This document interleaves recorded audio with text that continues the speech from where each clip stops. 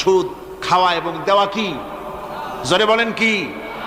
এই সুদের মধ্যে রয়েছে 70টি গুনাহ। তার ছোট্ট গুনাহ হলো নিজের মাকে নেকাহ করা। জোরে কোন নাউজুবিল্লাহ। এই মারাত্মক গুনাহ গোটা জাতি জড়িয়ে আছে।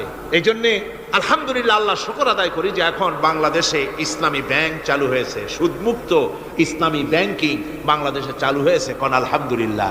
এতদিন সুদী ব্যাংকে লেনদেন করেছেন, তার না হয় একটা জবাব দিতে পারবেন কিয়ামতের দিন যে আল্লাহ, সুদমুক্ত ব্যাংক ছিল না, করবোটা কি? এই টাকা পয়সা নিয়ে বিপদে পড়ে গেছিলাম, চোরে নেবে, ডাকাতে নেবে, জীবন যাবে, তাই সুদী ব্যাংকে পয়সা রাখছিলাম। হয়তো একটা জবাব, খোড়া অজুহাত খাড়া করতে হয়তো বা পারবেন। কিন্তু সুদমুক্ত ব্যাংক চালু হওয়ার পর সুদী ব্যাংকের সাথে যারা লেনদেন করছেন আর নামাজ রোজাও করছেন, কি জবাব দেবেন কোন কিয়ামতে? নামাজে রক্ত হয়ে গেছে, উজুর পানি নেই, কি করবেন? নামাজ ছেড়ে দেবেন? কি করবেন? তায়াম্মুম করবেন। তায়াম্মুম করে নামাজের মুসাল্লায় দাঁড়িয়ে গেছেন।